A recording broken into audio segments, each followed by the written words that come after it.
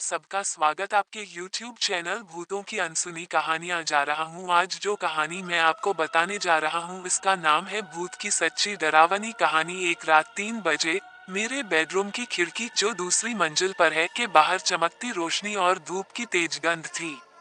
मैं बाहर आ गया था और मैंने अपनी माँ को जगाया, जो अब तक की सबसे शक्की शख्स है, और उनसे खिड़की बंद करने को कहा। और मुझे ये भी याद आया कि यह खिड़की मैंने बंद भी की थी, लेकिन मैंने इस पर ध्यान नहीं दिया।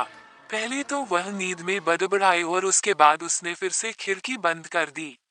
अगले दिन जब मैं सुबह उठा तो मुझे रात की बात पर हंसी आई। मुझे लगा कि यह एक कल्पना थी। मैं बाहर आया और माँ से इसके लिए क्षमा मांगी। समय बीता, अब उस घटना को करीब 5 साल हो गया था। मुझे एक बहुत ही खूबसूरत लड़की से प्यार हो गया था। मैं आज उसके साथ डेट पर था। वह बड़ी ही खूबसूरत दिख रही थी।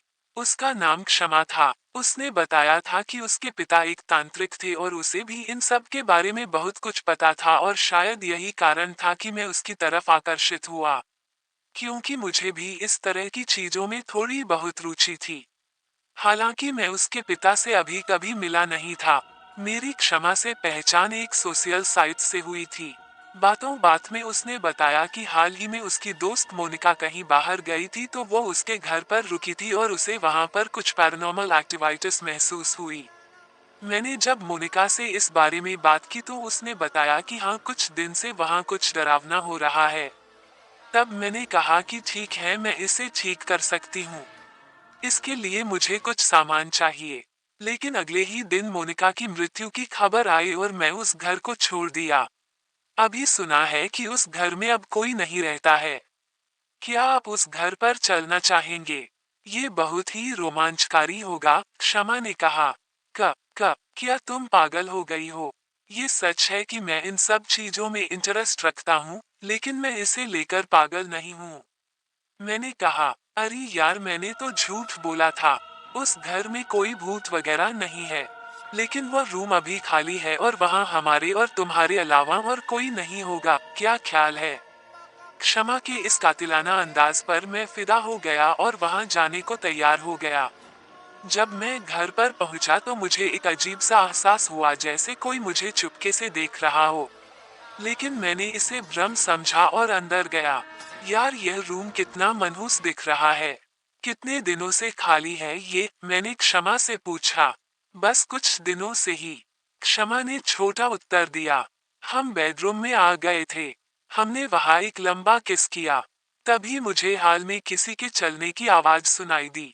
ये भ्रम नहीं हो सकता, जरूर यहाँ कुछ है, मैंने सोचा। मैं चुपचाप बेडरूम से बाहर आया और धीरे से हाल में झांका, लेकिन वहां कुछ भी नहीं दिखा।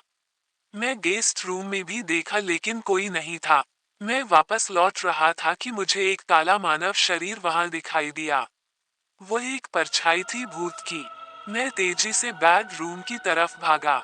मैं बहुत घबराया हुआ था। मैं जोर से चिल्लाना चाह रहा था, लेकिन मेरी आवाज नहीं निकल रही थी। मैंने देखा कि क्षमा वहां दिखाई नहीं दे रही थी। अब मुझे सारी बात समझ में आने लगी। मैं तेजी से भागना चाह रहा था।